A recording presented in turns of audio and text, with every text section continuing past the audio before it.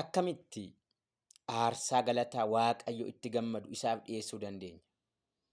Waaqayyo aarsaa nurraa barbaada? Eeyyee Waaqayyo aarsaa nurraa barbaada. Waaqayyo immoo aarsaa akkamii nurraa barbaada? Aarsaa akkamiis yoo isaaf dhiyeessine Waaqayyo simata. Mee kutaaba macaafa qulqulluu keenya keessaa ergaa Ibrootaa boqonnaa 13 lakkoofsa 15-16 jiru hin ilaalla akka jedha. Egaa koottaa karaa isaa otoo gargar hin kutin Waaqayyoof aarsaa hin dhiyeessinedha. Aarsaan kunis maqaa isaa beeksisuudhaaf wanta afaan keenya keessaa ba'udha. Aarsaan nuti Waaqayyoof dhiyeessinu maqaa isaa beeksisuudhaaf wanta afaan keenya keessaa nuyi baafnudha. Maqaa eenyu? Maqaa Waaqayyo. Waaqayyo aarsaa inni nurraa barbaadu inni jalqabaan isa kana. Maqaa Waaqayyoo beeksisuudhaaf wanta nuti maqaa Kiristoosiin dubbannu, wanta nuti maqaa Kiristoosiin goonu Waaqayyoof aarsaadha. Yesuus Kiristoos gooftaa akka ta'e, akka du'ee du'aa ka'e, garaa keenyatti amannee gooftaa ta'uu isaa immoo afaan keenyaan yoo beeksifne jireenya bara baraan argattu. Isa kana Yesuus akka gooftaa ta'e, Yesuus akka du'ee du'aa ka'e, Yesuus akka jireenya ta'e, Yesuus akka karaa ta'e, karaan gara abbaatti geessu Yesuus malee akka hin jirre, dhiiga isaa nuuf dhangalaasee ofii isaa Kiristoos aarsaa akka nuu ta'e, Waaqayyo ilma isaa Yesuusiin aarsaa akka nuuf godhe amannee karaa isaa aarsaa nuu ta'e, karaa Yesuus Kiristoos maqaa Yesuusiin wanta nuti beeksifnee afaan keenyaan dubbannu Waaqayyoof aarsaa jiraataa ta'a. Waaqayyootti gammada. Warri nu dhaga'anis dubbii keenyatti, haasa'aa keenyatti hin gammadu.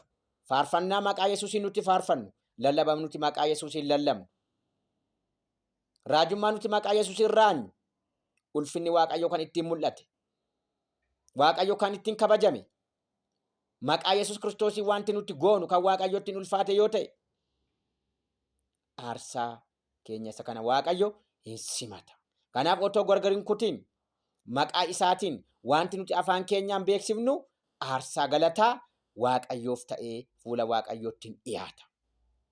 Inni lammaffaan wanta gaarii gochuudha. Wanta gaarii godhaadha. Wanta gaarii godhaa.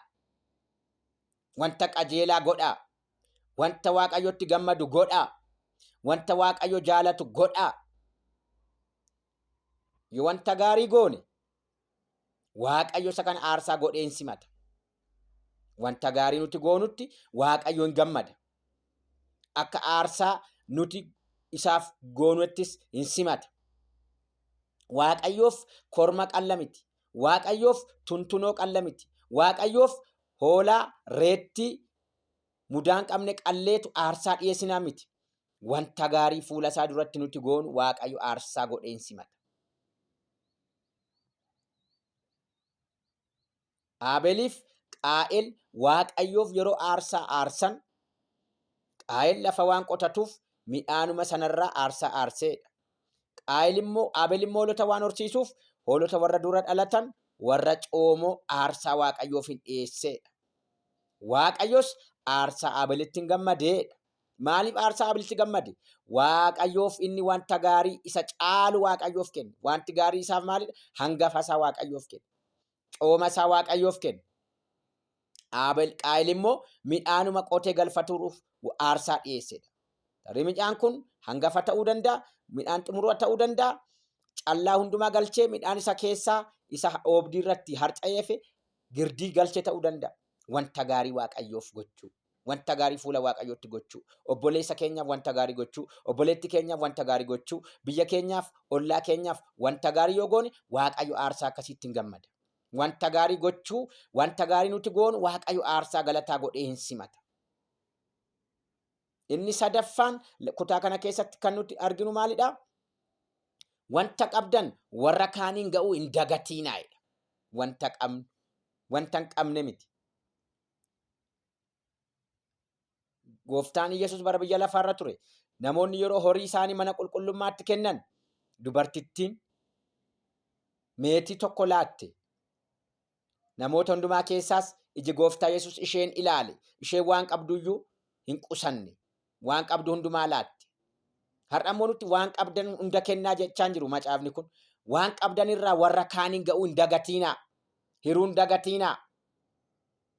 Beela'aa naannoo keenya jiru. Dheebotaa naannoo keenya jiru. Daaraa isa ta'e naannoo keenya jiru. Nama rakkatee naannoo keenya jiru.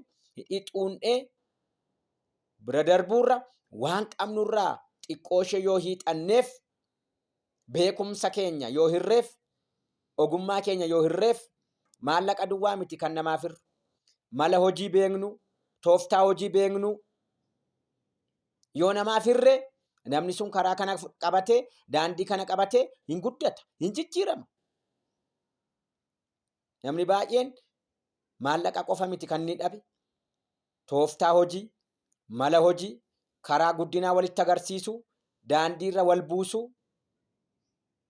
beekumsa waliif qabnu, muuxannoo qabnu, ogummaa qabnu, hanga maallaqa keenyaatti, hanga nyaataaf dhugaatii keenyaatti wanta qabnurraa namoota naannoo keenya jiraniif yoo qoodne, inni kun fuula gooftaa keenyaatti aarsaa galataa Waaqayyo itti gammadudha.